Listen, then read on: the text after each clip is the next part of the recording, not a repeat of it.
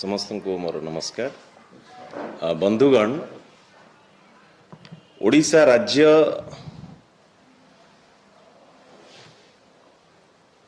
आज गोटे भारत वर्ष रे गोटे फास्टेस्ट ग्रोइंग इकोनॉमी हिसाब रे सारा भारत वर्ष नो सारा विश्व रे स्वतंत्र परिचय पाइथिला, सम्मान पाइथिला। प्रिय मुख्यमंत्री सेतेबेलकर विजु जनता दल सभापति लीडर ऑफ अपोजिशन श्री नवीन पट्टनायक नेतृत्व रे आकु कहीं अस्वीकार करि परिबा नहीं, याकु मु कहू नहीं। आकु वर्ल्ड बैंक, नीति आयोग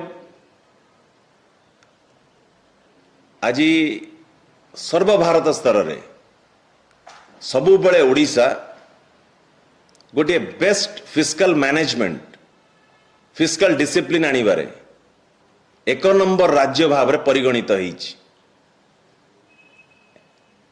एटा आमर तथ्य नुह, राज्य सरकार भारत वर्षर तथ्य ये, नीति आयोग तथ्य ये। तेणु करी आज चिंता बढ़ाई देइछि। आज गोटे राज्य पूर्वच सुशासन वर्सेस गोटे फाइनेंशियल मिसमैनेजमेंट। 24 वर्षर शासन समय रे जोटी 78,000 कोटी टंका ऋणभार जोटी थिला, आज ये 18 मासर सरकार आज 91,000 कोटी टंकार ऋण आज बोझ बढ़ाई देइछि।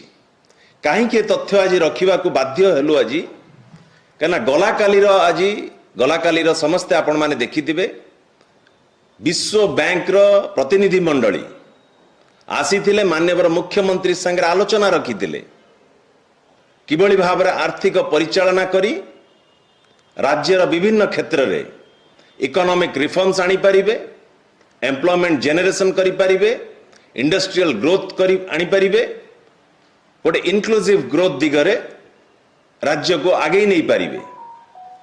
किंतु विचलित आज करी देइछि, चिंता बढ़ाई देइछि। आज कहीं ना सारा राज्य आज ओडिशार 4.5 कोटी जनसाधारण को पाखरे आज किछि तथ्य रखिबा पई आज आमे बाध्य होउछु। कहीं ना